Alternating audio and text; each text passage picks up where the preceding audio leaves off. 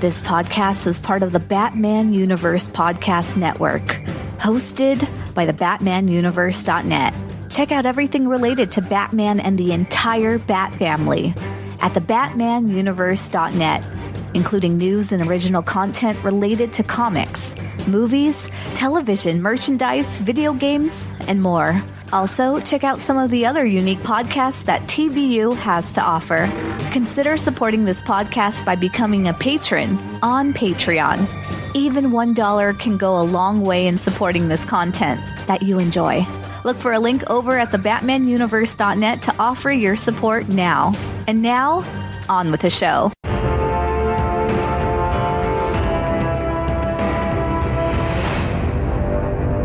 Hello and welcome to the Batman Universe Comics Podcast, Season 14, Episode 7. I'm your host, Ian, and I have with me... This is Dev. And this is the late Gilbert Gottfried in memoriam. Pressing an F in the chat for Gilbert Gottfried. We have a little bit of news, and then we have the start of Shadow War by Joshua Williamson, so pretty exciting. First piece of news was Chip Zdarsky released a surprise announcement, and then it was confirmed later that the first 3 issues of Batman the Knight, plus a preview of Batman number 125, will be released in a compendium edition, so like a mini trade, for $7.99. That's approximately $2.66 per issue, which is a pretty good deal. They did this with Dark Knights of Steel in March, I believe, and that was called The Gathering Storm. This is called Compendium Edition. What do you guys think about this practice? This basically means that that stores are under ordering and selling out, and they want to sort of capitalize on the audience by reprinting but not doing a full trade for a miniseries. Plus, they're going to do marketing for the new Batman run. You think this is a good idea, bad idea? I think DC needs to research the definition of the word compendium. I just picked up a compendium, and it is a lot more issues than just 3. It's the same problem I have with these titles that come out and they call them omnibuses, and it's only 140 pages long. Those are not omnibuses. Those are trade paperbacks. I think it is a good idea for those who have missed out on the story, and if you have, why? Because it's been pretty damn good. But it's a good way to get those people to quickly catch up to finish out this story. So, cash grab away, DC. Do you think this is going to matter to collectors at all? Is it going to be like a unique item, or what do you think? No, not at all. I mean, it's nothing but the first 3 issues of which, someone would already have, plus the preview of Batman 125. And, there are sites that already have previews of those pages up already. So, I don't think it's going to be of any... Now, again, the way the speculation market works these days, they'll make anything worth $1 million until reality hits, and then it's a million pennies. So who knows? But this collector will not be picking that up as a part of his collection. It does have a unique cover, though. Second, and your point. I don't know. I think it looks like a cool cover. The second piece of news is also related to Batman 125 and Zdarsky's upcoming run. As of April 4th, 4 issues to be completely drawn up to 128. They're launching with a brand new Batman logo. What do you think of this new Batman logo? It has a Batman shadow inside the logo itself. I think it's a little redundant. I mean, it's already changed to be like the M to look more Batman cowly, and then they add the shadow in the back. It's just, I don't know. It's like they really want to make sure you're reading Batman. And so they're going to have the word Batman and the Batman cowl in the M, and then the Batman shadow in Batman. And then the word Batman bottom kind of already looks like a Batman logo. Anyway, whatever. But how would you know you were reading Batman if you didn't have so many bats on the cover? So many bats on the cover. And all they did was they basically took the Batman logo from the back and they shrunk it and they made the Batman little translucent so that the logo can appear. There you go. Photoshop 101, guys. Fade in. Or something like that. But I like it. It looks okay. And this actually highlighted something I hadn't realized, that Infinite Frontier actually changed the Batman logo a little bit. So this is kind of a gradual morph from the New 52 logo from Scott Snyder's run to Zdarsky's run.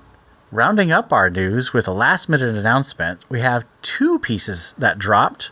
The first is Ram V is taking over Detective Comics in July with a ongoing arc starting with a 4-part piece about Batman and the opera, and it's going to be illustrated by both Raphael Albuquerque and Ivan Reis.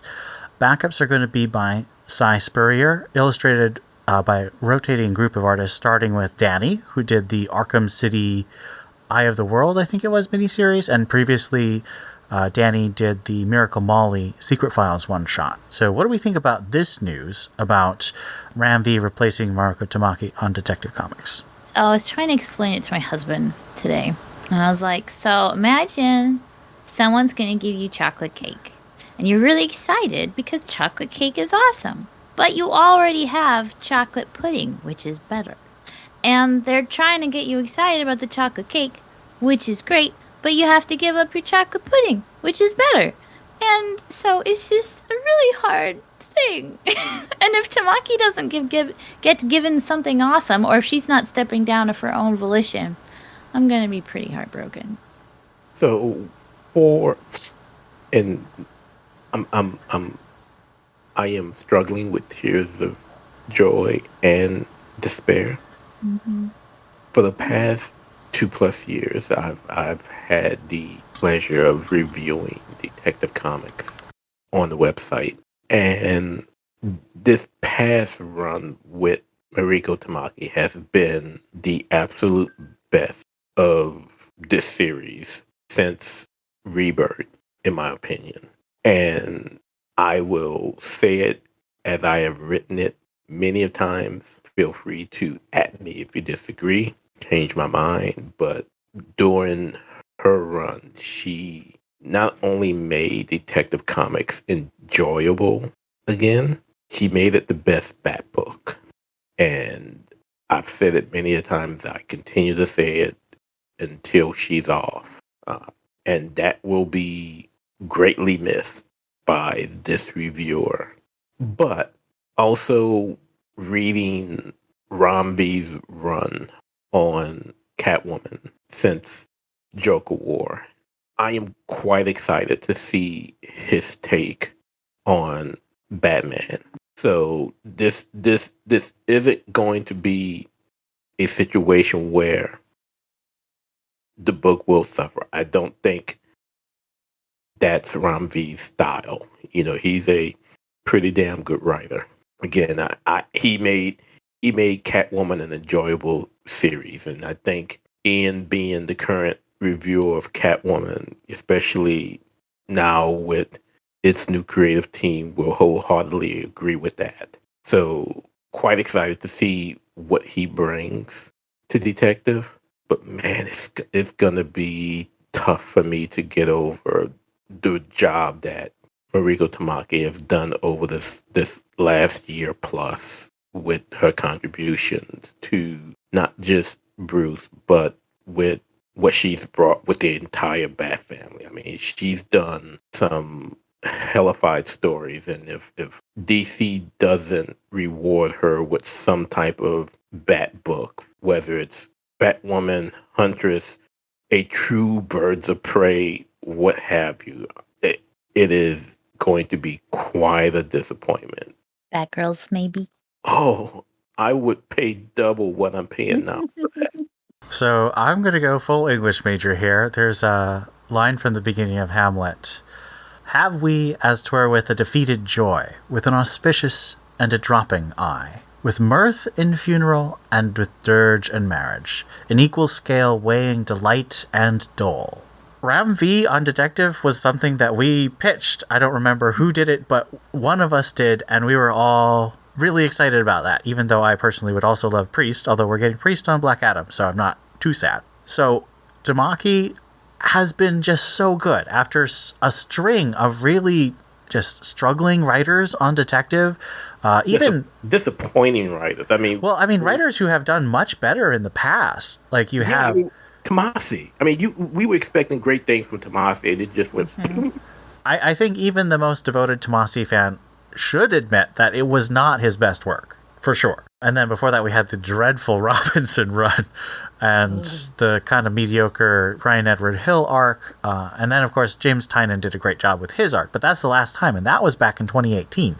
So it had been like 3 or 4 years before we got Tamaki on Detective, and she blew us out of the water. Shadows of the Bat felt like one of my favorite things, Batman Eternal.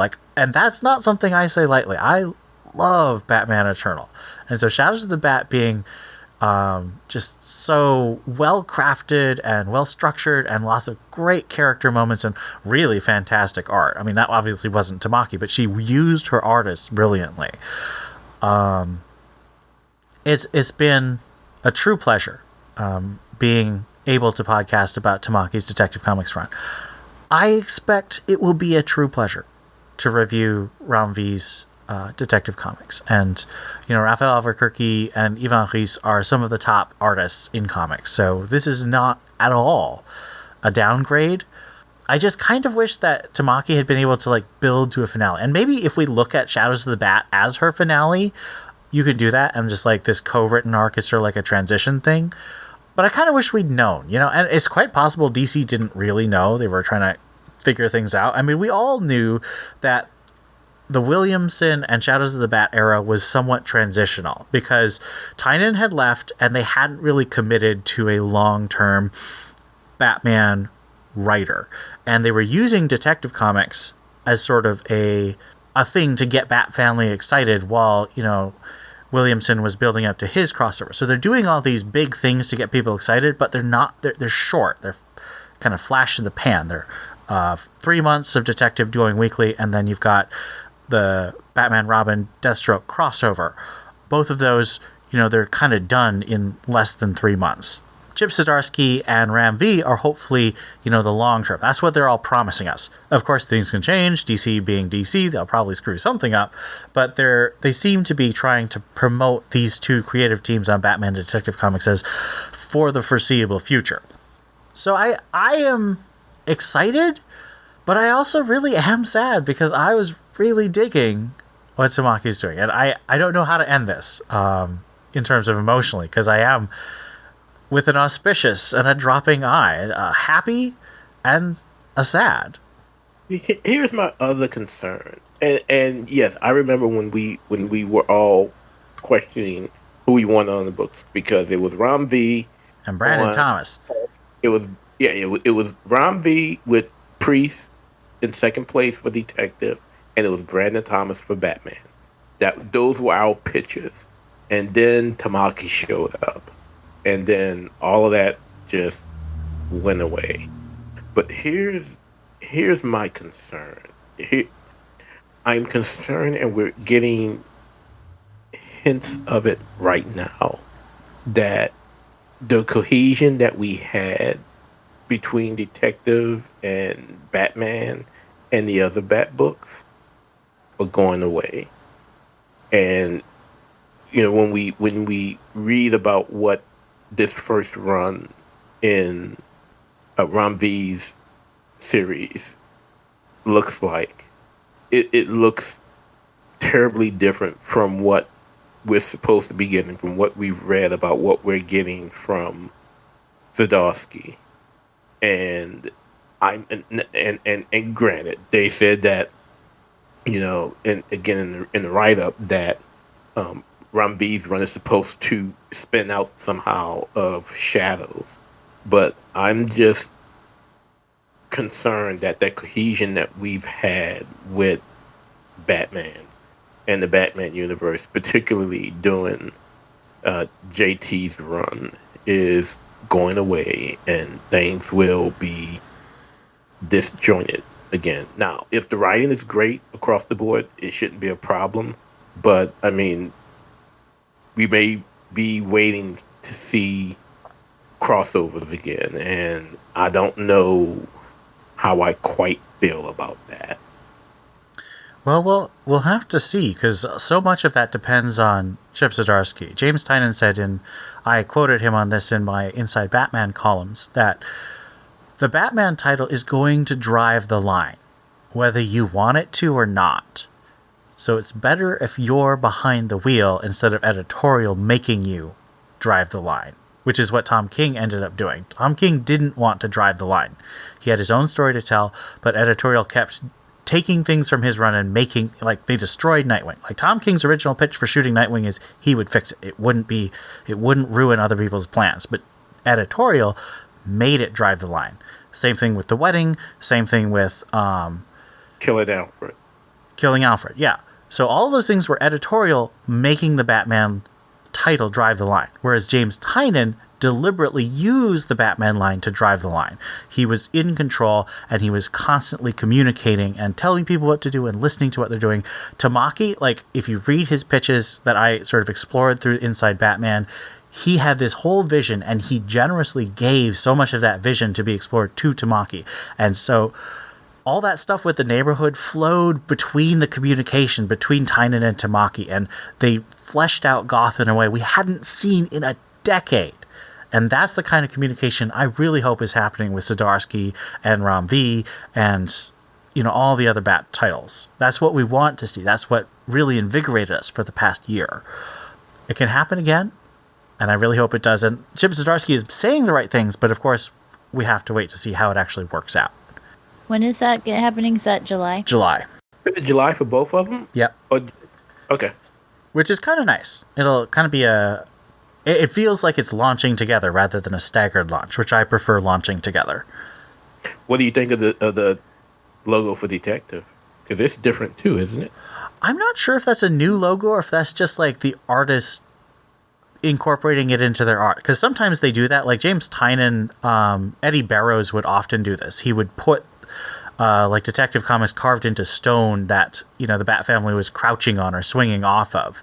And that wasn't the logo. It was just incorporated into the art. And I wonder if that's what's going on here. Because they just redesigned the logo after 1000. That's right, they did.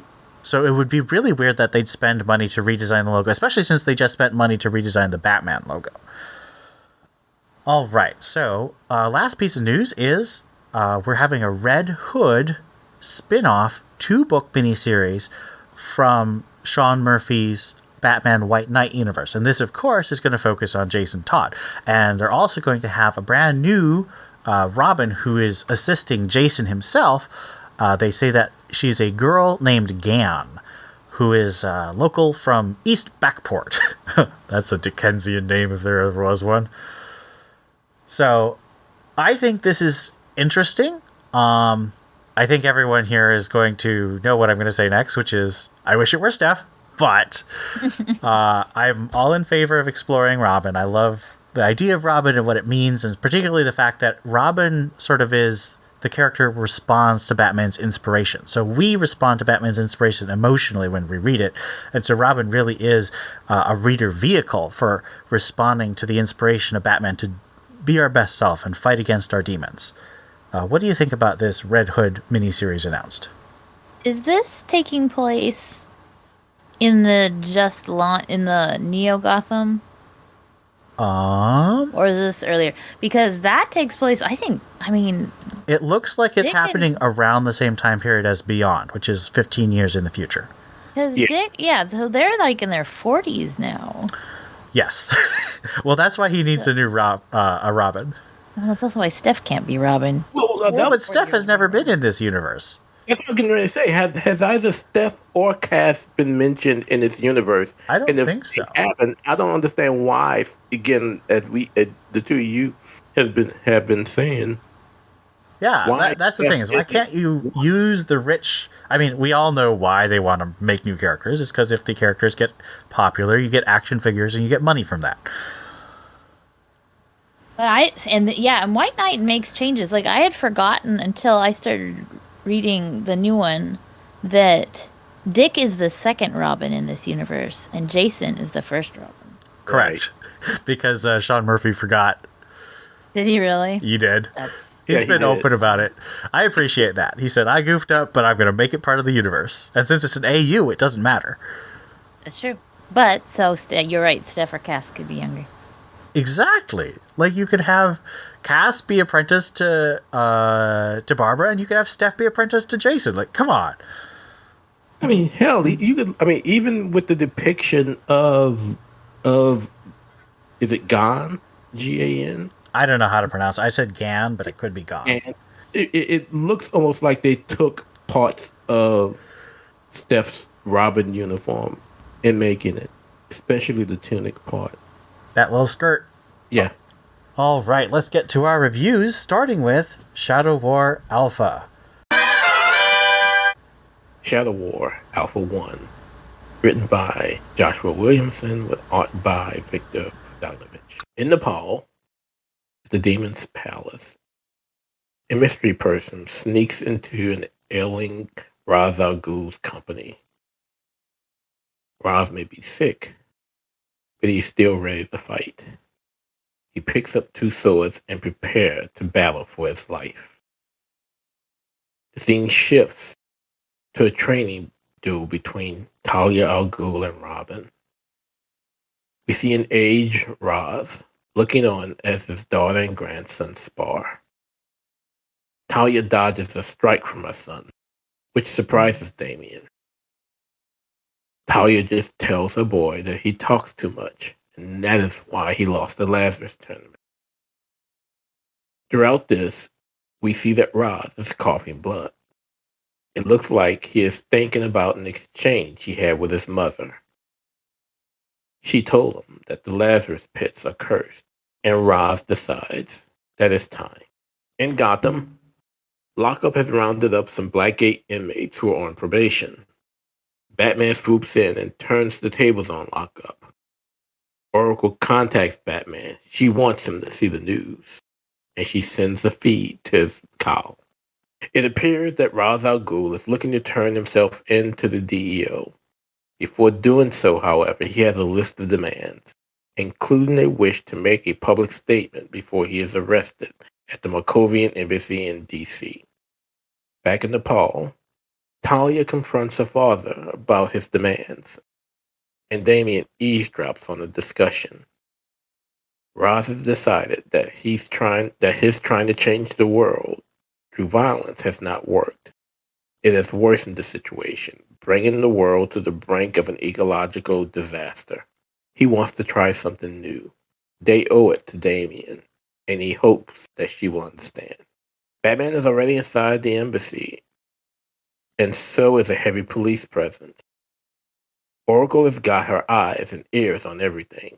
They are prepping to stop whatever plan Ra's is trying to enact.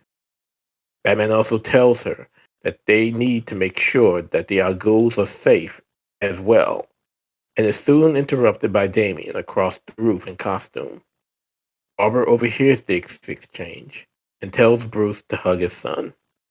Damien believes that they are trying to do the right thing, and once the Al Ghuls are safe, Bruce and Damien can finally talk. As the proceedings are being watched by the Outsiders, Luthor, and the Justice League, Ra's approaches the podium, identifies himself, and starts to speak as the crowd and the press watch alone. Ra's wants to work with the world to fix their problems, and he is willing to share with everyone all that he has learned. He is interrupted by a gunshot. Ra's al Ghul has been shot. Batman sees Deathstroke in an old costume with a sniper rifle. He fires more rounds, and Talia is hit in the shoulder.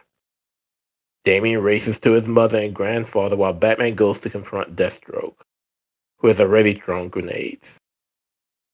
He plans to blow up the body of Ra's al Ghul and tells Batman as much while Damien fights to get to his mother and grandfather. Damien gets through and is running to his dead grandfather, but he is not in time. Batman swings in and grabs his son as the grenade goes off next to Roz's head. Damien is horrified, but soon Batman is holding his grieving son. Damien, however, refuses to go home. He has to hunt down Deathstroke and bring him in, dead or alive. In Nepal, the bodyguards who have rescued the wounded Talia take her to the Lazarus pit. She is not dead, and she tells them to stop. She orders them to get a doctor and to recall all of the shadows. They have to take down Deathstroke and his family for what he has done. In Zandia, the headquarters of Deathstroke Inc., the secret society is in shock. Deadline and Prometheus are discussing why they think Deathstroke did this and that this is a disaster for the society. They run into Deathstroke and respawn. They all see the report, but Deathstroke did not do the killing. Someone else made it look like him. The shadows, however, make their strike on Deathstroke Inc. in retaliation for the death of the demon's head. Do you like Victor Bogdanovich's art for this opening chapter of Shadow War? Yes, I think Bogdanovich was our second favorite. He was backup artist, or was it first favorite backup artist of Dan Mora's in Detective Comics. Yeah, I really like it. I like his Raws. Wasn't he also the first main artist on Robin? He might. No, that was Gleb Melnikov. They do have a very similar style, though. Yeah, they do. And funky name. Well, they're both Eastern European. Yeah, that's that one. Yeah. No, I love it. I think it's great.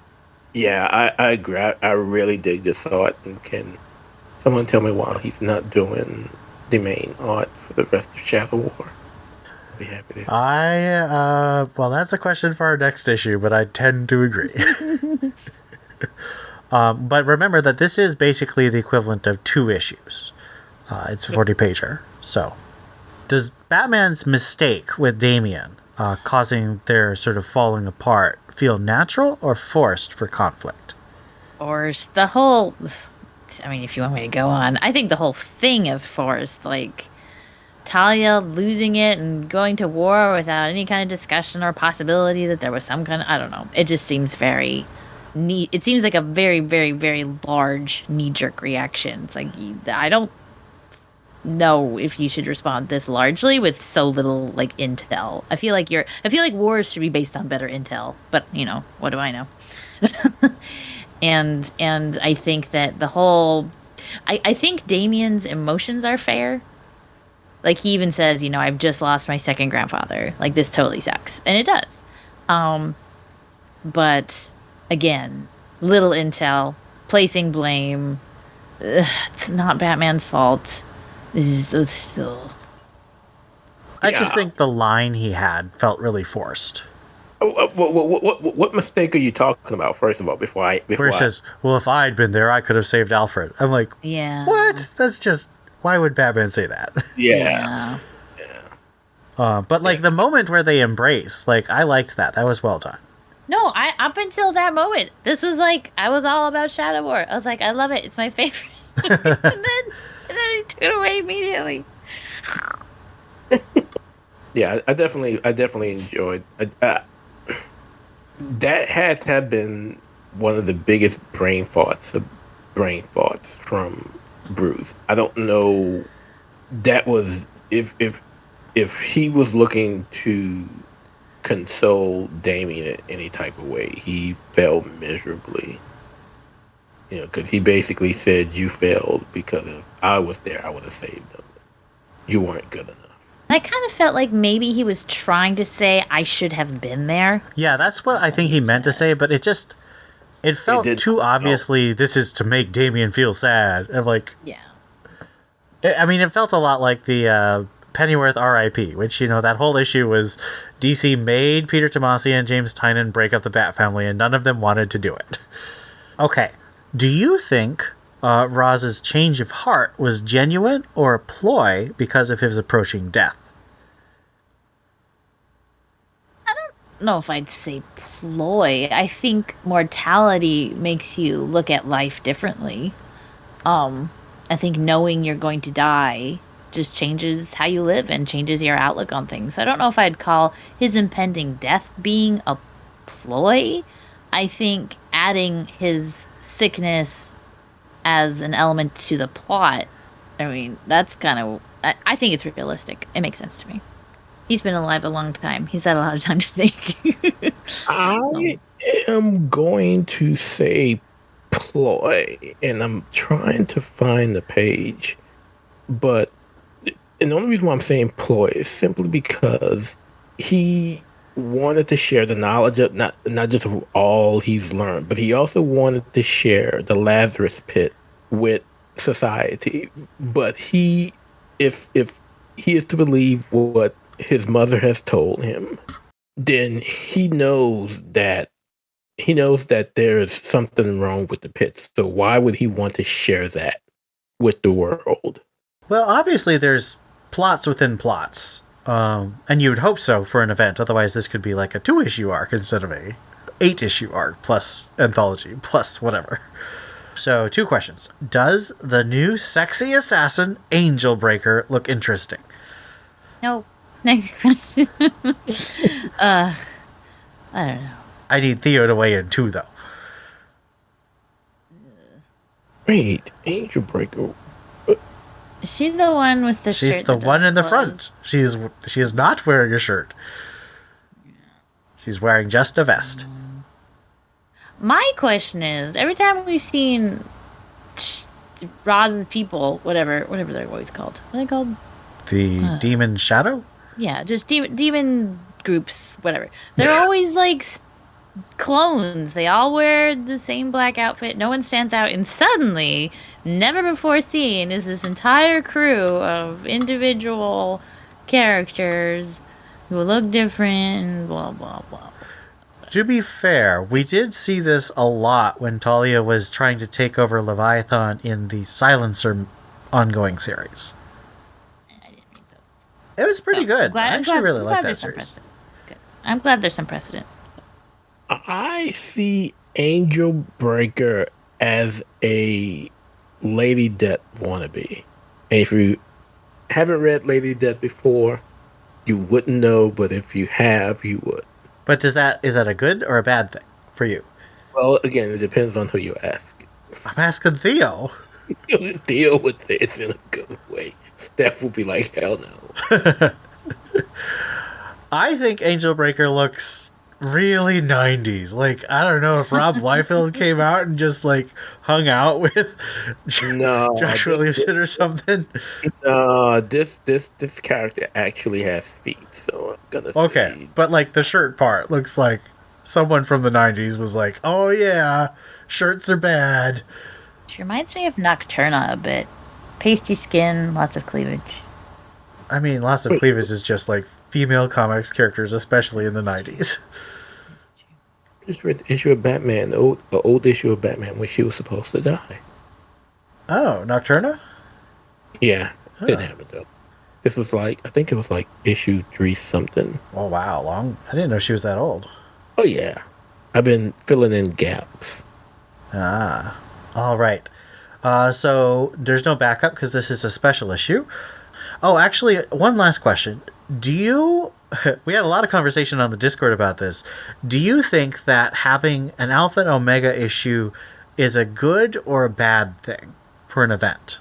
I don't know. I don't know how to answer that question. It's just another thing you have to buy, and they just don't want to take up space in the main book for it. And so, I don't know. I guess it's kind of cool because then you can add more material to a story without having to waste time in the main books. But if it's a story not worth telling, do you want to have to read extra books? If this book if the Omega of this event turns out anyway as Fifth State Omega ended, I'm gonna be quite upset. Yeah, because Fifth State Omega was just a bunch of gibberish with Bruce hanging out with Crane, and I don't want that again. That was so weird. Well, so that's an interesting point. I was going to bring that up because there's 2 philosophies for an Alpha and Omega. There's one philosophy, which is what I think Josh Williamson is doing, which is this is another chapter that I can do that we can put out more quickly. So if we had to do Batman, you'd have to like start double shipping. Otherwise, the event would take like 4 months, and he wants to get it done in 2 months. But he wants to make the story bigger, so he's adding an Alpha and Omega to make extra chapters. And some people were irritated because like, oh, how are you supposed to know? I'm like, well, they have been advertising this pretty heavily. Yeah, that's the other thing is if you're kind of maybe happy-go-lucky, you may not know to look for it.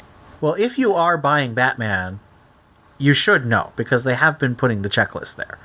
Now, the other philosophy is James Tynan's philosophy, which is, I will make this, and it will be fun, but you don't have to buy it.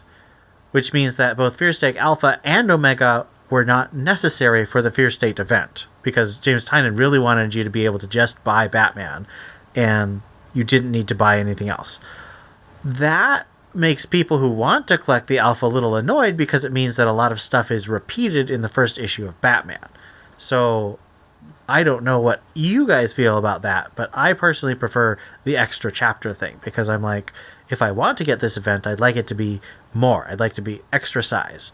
And if the Fear State Alpha and the first issue of Batman are basically just repeating the same information, that annoys me. All right, so let's rate this issue out of 5 sexy new Angel Breaker assassins. Oh gosh. I say 3.5 because of the lovely reunion, even though it lasted 5 seconds. And I love Victor Bogdanovich. Yeah, the art for me really did it. I give it a 3.5. Oh wow. So I'm also giving it a 3.5 because I thought that the writing and the art were both above average. It was very engaging. I enjoyed it.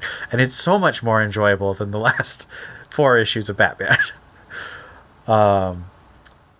Over on the site, Jamie gave this a 4.5 out of 5, which gives us an average of 3.75 and a mode of 3.5. We all voted for the same thing. Awesome.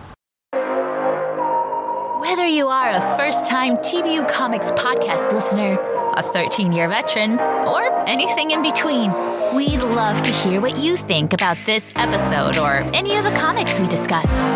Send emails to tbu@thebatmanuniverse.net. Join our Discord server linked at thebatmanuniverse.net. Send us a tweet at TBU_comics. Or, if you're a patron, leave us a comment on our Patreon page. We'd also love it if you left us a review on iTunes.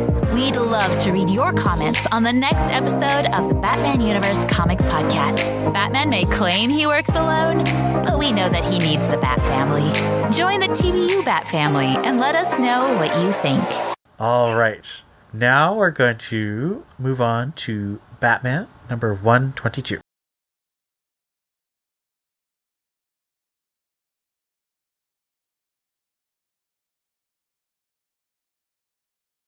Batman number 122, written by Joshua Williamson, artist Howard Porter. Shadow War Part 2, Too Many Bleeping Ninjas. In the past, Deathstroke stands before the ruins of a playground and vows revenge. In the present, after the assassination of Ra's, Batman investigates the crime scene with DEO head Cameron Chase. He pulls up a digital recreation of the assassination, then asks Chase how Deathstroke managed to get past all security and satellites. Director Chase, gloating at the idea of knowing something Batman doesn't, leads Batman to a giant, fresh tunnel outside of city limits.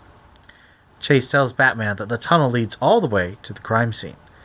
Batman notes that it took him 7 seconds to get to Deathstroke's location after Ra's was killed.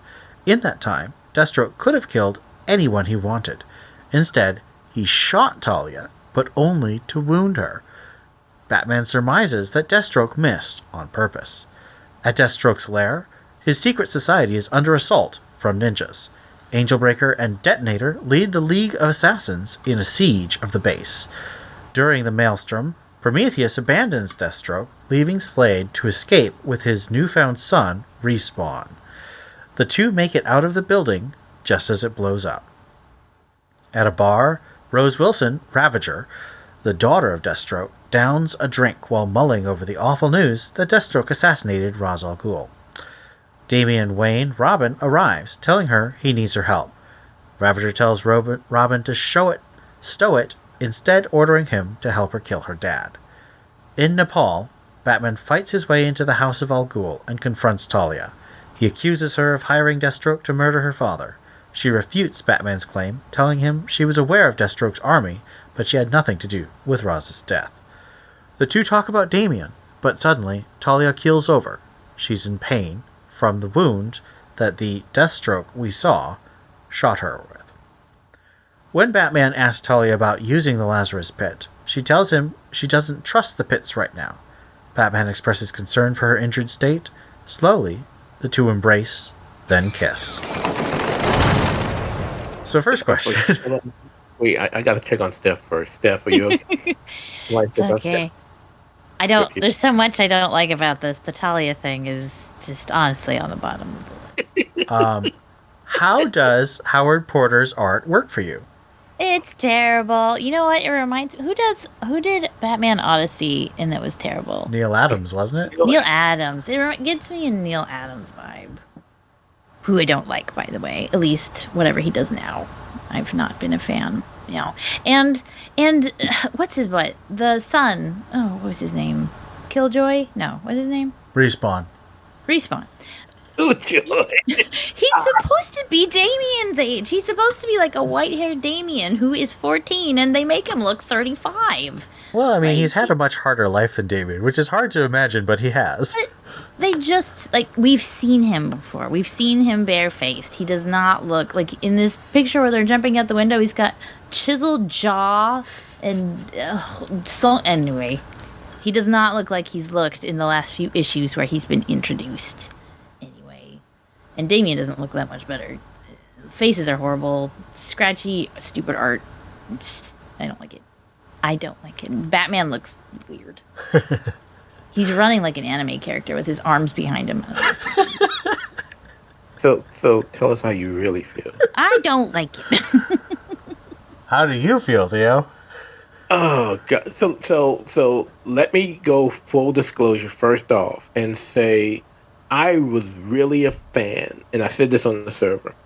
I was really a fan of Howard Porter in his run on The Flash. Oh. But this is not good. I don't know if he was trying to do a Freddie Williams, if he was trying to gun a Freddie Williams vibe, you know, Freddie Williams who did Batman Teenage Mutant Ninja Turtles 1, 2, and 3 with JT. But this is not good. I mean, you know, Steph kind of says it.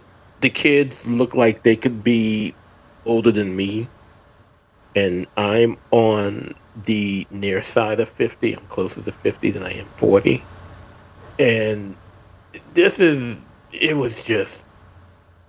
was not good. I don't know how many other ways I can say it without forgetting that this is a family-friendly show. It just was not good at all. So I'm going to be slightly dissenting here. I don't like the art, but I could read it. I was really nervous about this issue because I actually chose not to read Deathstroke Inc. I read the first issue, and my eyes hurt. Like, I couldn't figure out what to look at when I was reading Deathstroke Inc. #1. But this issue, I actually could figure out where my eyes were supposed to go, and the backgrounds didn't feel too busy. I agree completely that the figure drawing and the anatomy and the faces are all very wonky, but compared to what I was afraid of, this was actually very readable. So I don't hate the art. I just don't like it either.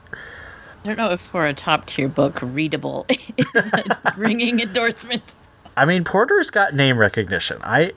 He's not my guy, but he does. Yeah, again, like I said, I really enjoyed what he did on The Flash, but I mean, this is terrible. It really is. It's not. It is just not good. I mean, the characters don't look good.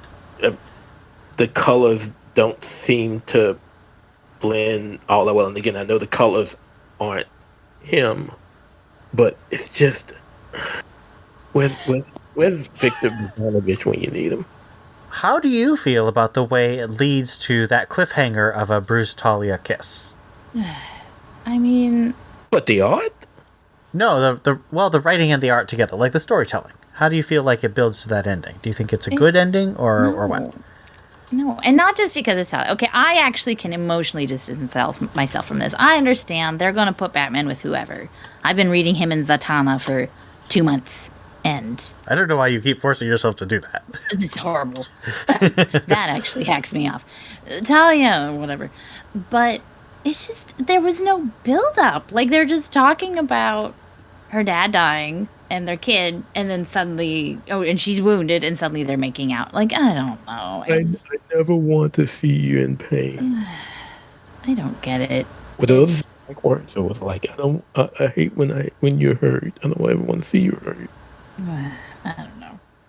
It was, there hadn't been enough build-up of the history before, so forcing it all into like this one scene, I don't know, it just seemed weird. So I will play devil's advocate just a little bit. I thought that was my job this episode. To only say, to counter what Steph was mentioning as far as the build up, Bruce's and Talia's history is enough to where they really shouldn't need much of a build up.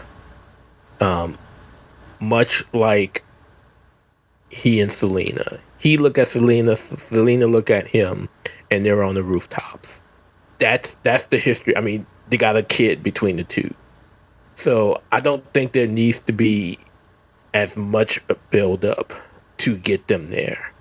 Especially considering, the fact that he's holding her in his arms and they're looking lovingly into each other's eyes, even though you can't tell that with the way the book is being drawn. But yeah, I don't think there is as much need for build-up as a Jezebel Jet kiss. Yes, I said it, Ian. Jezebel Jet's the worst love interest ever. She's so stupid. I hate her. Exactly, that's why I said it. Like Talia, I completely agree. I actually thought that this was somewhat emotional, and this is not me betraying the good ship Batcat. We will get to that in Greater Gotham, and I will show my Batcat bona fides. But I think that the emotion was well portrayed in the storytelling, both the art and the writing. They worked for me. Now, I don't want them together, and I do question. Like, every time I think about Bruce and Talia, I go back to the end of Batman Incorporated, and I'm just like, that Talia was totally insane and evil and world-destroying. And I still don't know exactly how we got from there to here, but I prefer this Talia to that whacked-out Morrison Talia. Morrison, what do you expect? Well, Morrison was working out divorce, trauma, whatever, in that whole arc, so... people complain about Tom King working out his Afghanistan trauma. I'm like, well, what about the divorce trauma? Morrison just spent 5 years working out with Talia.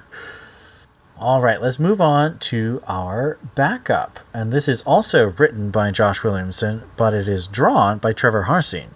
Batman meets with Commissioner Gordon, who tells him that there's a hit on Dick Grayson, Robin. Batman tells Gordon he's been dealing with it, though he's found no leads on who to put on the hit. Later, Robin runs across the rooftops, and Deathstroke aims his sniper rifle. Before Deathstroke can take out Robin, Batman gets the drop on the assassin. The two battle across the rooftops, and Deathstroke finally admits that the person who paid him big money to kill Robin wouldn't stop laughing over the phone. As Deathstroke pulls off his mask, it's revealed that Slade has green eyes and a ghoulish grin. Slade also can't stop laughing. So, first question, does the art for this backup give Deceased vibes, since this is Deceased main artist Trevor Harcine? Maybe. I guess a little bit. I wasn't caring because I just didn't get the point of it. I unless Marigo Tamaki's doing the backup, I really don't need backups in the backup a Batman or detective anymore because whenever Tamaki did a backup, it made sense with the main story. And this, what is this for? I mean, this is just again cash grab central. Add more pages so we can charge you more for the book, and it just it makes absolutely no sense. There's just no reason for the story. I agree with you in this case. I think this backup is extremely disposable, but like, I really liked the maps backups because that gives us a look at Gotham that we're not seeing elsewhere. That's what I think backups should be doing, which is expanding Gotham and giving us really quality stories. Anything I think This is not a really quality story, and it's not expanding. no, anything with maps you're gonna pick up. You're not wrong. But I liked it a lot too, and not just because it was maps. It's because I think they also set it up as a completely separate story. So I think we wouldn't have been quite as hard. I mean, you guys still didn't like the ending, but I don't think we would have been quite as hard on the last Batman backup if we had known this kid is nobody. This is not Nero. This story does not. Oh no, that was a. No, I'm pretty sure I would have been annoyed by that. But there was still the thought of how does this. We kept thinking, how does this relate to the story? And in the end, it totally didn't. And that wasn't Batman. Sorry, that was Detective Comics. Whereas this again has something. Sorry to keep interrupting. This again has nothing to do except it also has Deathstroke in it, and so maybe they're tricking you into thinking maybe it has something to do with it. Maybe this is Deathstroke history. It has something to do with the story, but it's probably not. But at this point, we don't even know. So are you saying House of Gotham broke us? I don't think House of Gotham set up the precedent of us thinking too hard about it. Well, it's because Tamaki did such a great job with her Deb Donovan and Huntress backups. Yeah. I mean, and even and not just to take away credit from Tamaki, but even the few other backups that were in there, like the one that your boy did for Hugh Val. I mean, we were like, what was this for? What was this for? And then at later on, as we get closer to the end of the arc, we see, oh, it made that connection. You know, just make a connection. And so, and yeah, maybe House of Gotham did break me. So damn you, Matthew Rosenberg. But well, I mean, the art was really great for that backup, and I don't think the art's that good for this backup, but it's better than Howard Porter. I'll leave it at that. You're not necessarily wrong. Second question. Does it make sense that Deathstroke's healing factor can't be... So, Deathstroke survived an anti-life zombie virus, but he can't beat the Joker toxin. He can't survive Joker toxin. Like, that's some power scaling problems right there. If this is in continuity and this is in the past, I mean, he's going to get better. I mean, do we know it's in continuity? I don't know. It's probably in continuity. I don't know. I just thought that was annoying. It is annoying. Maybe just takes a while to get over Joker Venom. Maybe. I just am tired of Joker wank. Come on. Joker what? Says the person who loved all 15 issues of the Joker. Well, technically, it's only 14 so far. But yes, I have. But that's because it's a Jim Gordon comic. Alright, so, how many mysterious tunnels out of 5 would you give Batman 122? 2.5. I think originally I wrote down 3, but you just really reminded me how much I hated the art and wasn't a fan of the backup. And I just don't understand people's motivations, and I don't understand why people are doing anything, and you shouldn't start a war without intel. Sorry. 2 out of 5. 2.5 out of 5. It is a 2.5 for me as well. I'm giving it a 3 because I thought it did work a little better for me, and I do think it's better than the last stuff that Williamson did, so I want to reflect that in my rating, even though I am not the biggest fan of the art. Wait. So you're going to base it on the fact that his other stuff was worse, so this has to be better, so my rating's going to be higher? This is like Steph saying she doesn't include the backup in her. Backup. I feel like I have to because I don't want to give the impression that this is worse than the last arc, which I don't think it is. I think it's better. And I think it can be fair. Like if you're coming, you're coming into a book with expectations, and if your standards are really, really low, you're going to be impressed. If it's not Right, terrible. exactly. I was more impressed with this than the last one. On the site, Scott gave this a 1 out of 5. So this is going to Boy, God. My boy. this is actually going to be a 2.25 out of 5 stars and a mode of 2.5. So he and I He was talked. harsh. He and I talked to. So if you guys aren't following us on server, and you should, I don't know why you're not. This is the lowest grade that Scott has ever given any Batman book or any main Batman book. And again, I didn't go that low, but I can totally understand. And his primary reason was almost explicitly the art. The art that just proves just how much art can affect a story. I mean, Ian was able to read the art better. I could not. It's just Scott, you my boy. I got you. All right, let's move on to Greater Gotham.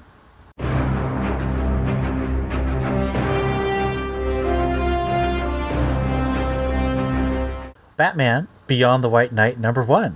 Tentative thumbs up, but so far this is my least favorite of the White Knights.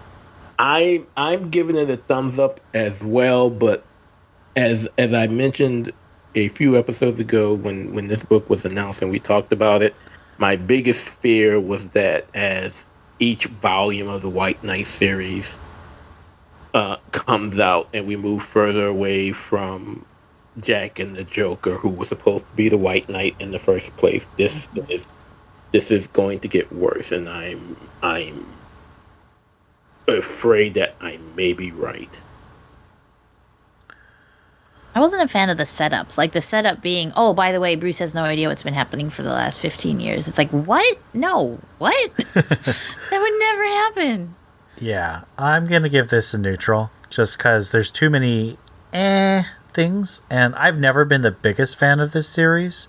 In fact, my favorite is actually the Harley Quinn miniseries, which wasn't even written by the main writer. So it's definitely got gorgeous art as usual, but the writing, I really wish there would be a co-writer for the series. I mean, you can always get his wife again. I know, right? Batman 1 Dark Knight #2, Jock's miniseries continues. Neutral. Maybe if I read 1 and 2 together, I'll like it better, but I was really confused and didn't quite understand what was going on. I did not like issue 1, so I did not pick up issue 2, so it's abstain for me. I'm giving it a neutral. Again, come on, DC, give your writers a co-writer. your artist writers a co-writer. Batman Killing Time #2, Tom King's Batman miniseries continues. I loved that one. Thumbs up. That's an abstain. I am abstaining from Tom King. This was better for me than the first issue, so I am giving it a thumbs up, but it's still not what I really want. Batman Beyond Neo Year #1. Neutral, and that's being gracious because I don't. You can give things thumbs down, Steph. No. I don't think I read enough of it to actually get a good feel of what it was. I just glazed over. I think I read this yesterday. I wasn't having a good day. But I'm going to say neutral just to be nice. Giving it a neutral, because this is supposed to be a continuation of the urban legend story, which had, if I can remember it, had the supercomputer who was all of a sudden alive, and there's no mention of it. At least if it was, I missed it, because that's what I was looking for. So it just makes me wonder what this is going to be about. And right now, I'm going to just leave it at neutral.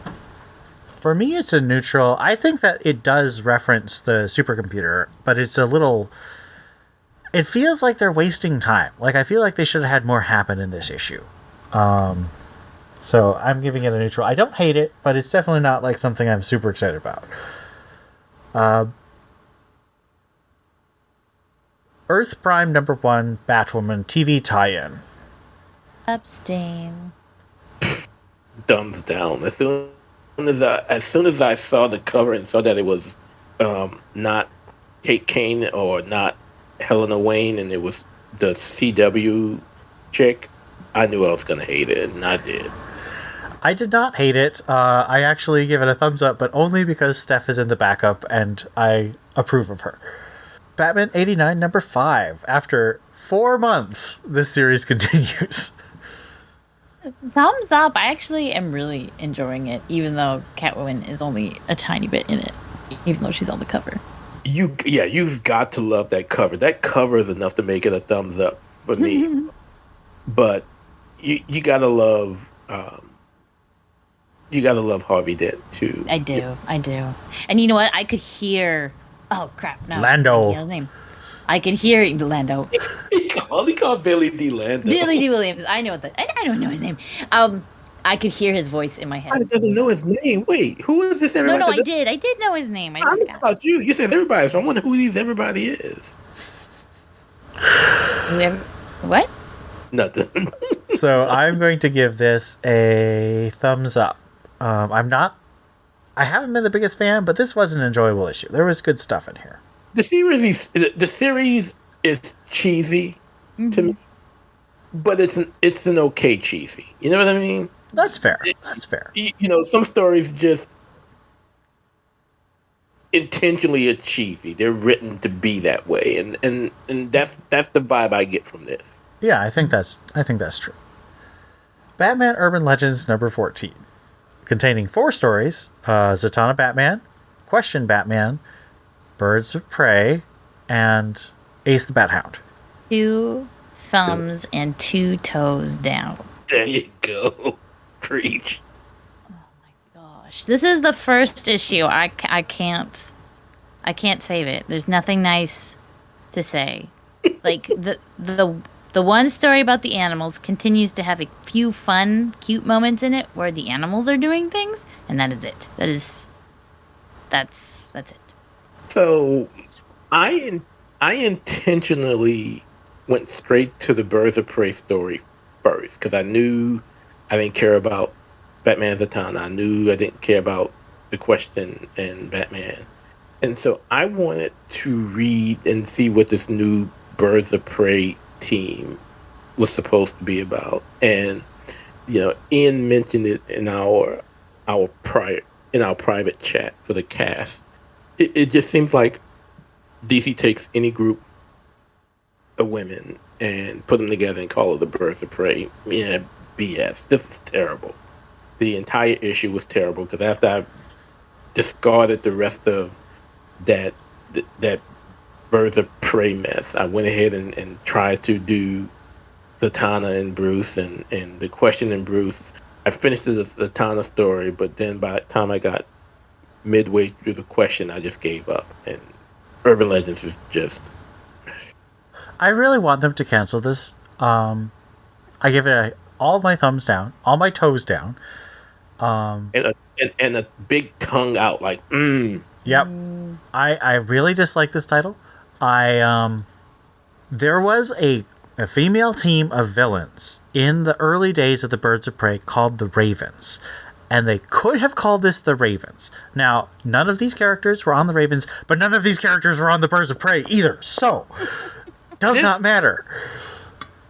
It is the oddest group of females that you could ever put together. Yeah, because it's Shiva, who doesn't sound like Shiva at all, and then Katana, and then Miracle Molly, and someone named Ghost. Now, I've heard that Ghost was in some time ago, but I don't know who Ghost is. This book doesn't sell me on it, and she's not a bird of prey. Let me tell you, the only Ghost I knew, and so when I kept hearing the name Ghost, the only Ghost that I knew was a character from a crossover event that included Batgirl Cass. Because Cass and that was a long time ago. Yeah, that was a long time ago.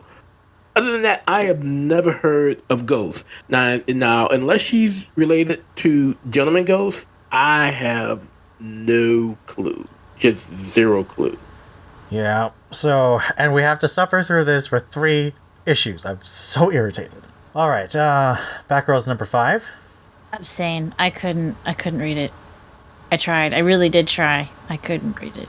So shouldn't that be a thumbs down? No, because I don't know. There might have been good stuff in it. I skimmed through it. The art is so hard to follow, and I'm just thumbs down. Okay, so for the previous 4 issues, I've always given this a thumbs down, but I continued to support the book, and I've always said I will continue to support the book. That ends with this issue. This is the 2nd issue in a row where I could not finish. I literally closed it. I just can't. I can't drop another penny on it. I just can't. It is a thumbs down, and any future issues will be an abstain for me unless we get a new creative team. I continue to give it a thumbs up. I definitely understand the criticisms, but I still think it's enjoyable. I'm glad you're enjoying it. And I will say that I totally understand why people don't like the art, but I've liked the art since Corona was working on We Are Robin. So that's not me just being a character fan. I do like this art. I Am Batman number 8. Oh, neutral. This book is getting so boring. I actually enjoyed it. So I've been abstaining since Jace went to New York, or right before he went to New York. But I don't know what made me open the pages of this issue, and I actually enjoyed it, including all of the gore and all of the body parts and look and stuff. So it is a thumbs up, and I'm still hoping Jason and your girl get together and he can experience love for once. But I did kind of like that. But the gore was too much for me. This was a thumbs down because, like, I'm not in this for gross serial killers. Blah. But the serial killer kills in Jason's name. He kills in Batman's name. Future State Gotham number 12. The end of the second arc. Neutral, but I'm still hanging on to this book. This is still my book. And the backup was really good. They picked a good backup for this. Yeah, the Usually backup we already talked about that. Long time ago when it was in the original But black usually, I'm just glad that they picked a good one, because usually, Yes. I think there's been one backup that I've actually enjoyed so far, and this is now the second one. No, I agree. This backup was really excellent. Theo, did you read this one? This is actually the second book of the episode that I picked up that I've been previously abstaining from, and it was a neutral for me as well, but primarily because of the backup story. This is a thumbs down because I already own the backup, and this story sucks, and I'm so tired of it. And you resent that you have to review it. I do. Last one of Greater Gotham, Batman Catwoman number 11. Almost there, guys. Thumbs up, but if you were expecting some kind of proposal, man, are you going to be disappointed? Thankfully, I wasn't. Although, I already got the proposal. But did that happen? I guess she has the new costume, so I don't know. I don't know. I don't know anymore. So I've been skipping over Batman Catwoman because I said I wanted to read it all at once. But seeing that this is the penultimate issue, I picked it up. And I'm still trying to figure out in what world can Dick Grayson get his butt whipped by anyone, much less Helena Wayne. The daughter of Batman, of course. The way he did. So I bet she was trained by Cass. Neutral for me. Thumbs up for me. Really loving Clayman's art, and I'm very excited for the last issue. So in other words, you don't miss Liam Shaw. I liked Liam Sharp, but Clayman is more to my taste, and he's the artist of this book. So there's no more specials or anything like that? Nope, just one more issue. Well, it definitely wasn't a romantic story. The special was more of a romantic book than The special was so good. I cried. Actually, we did have a little bit of feedback this week. Sorry to interrupt, Master Booth. Ringing your phone now. This needs my attention. Borvok on the Discord mentioned that he caught up on his reading and is now catching up on the podcast. It's interesting to hear. What? Woohoo! It's interesting to hear that Steph prefers limited series. I'm the opposite in that I'm lazy and would rather have the bulk of my pull be ongoing, so I don't have to be worried about adding stuff to it all the time. I also feel like there's more room for growth and longevity in an ongoing, and it's less likely the writer will do things for shock value since it can cause problems for them in the future that they wouldn't have to worry about in a limited series. Everyone's going to have different opinions on ongoing versus limited series, of course. Like I said, I'm just lazy and prefer a feeling of stability in my entertainment. Kind of confused and disappointed by the end of the current Batman arc too, but I'm waiting to hear what you guys say about it once I'm caught up on the podcast. Also interesting that Wedge, that would be me, doesn't like a Tom King book. Killing Time is also just a really weird name for a Batman book. The regular meaning of the two words put together is just so vague and boring that your brain wants to take the double meaning, which ironically means wasting time because you're bored. It's very much not a good title to get me excited for a comic, no matter how you look at it. I'm also not a big King fan, but it's weird to hear disapproval from the resident King fan as well. Wait, you're not a King fan? I am a King fan. I'm reading the feedback. That was all Borvok. Okay. So, if you want to be read on air, please leave a feedback on the Discord or on our YouTube channel. We have really good conversations there, even about old podcasts. So if you are listening to old podcasts because you're not caught up, we are more than happy to read old comments too. We're not going to be like, oh man, that's not about the current episodes, so we're not going to read it. We will absolutely read it, so don't worry about that. Lastly,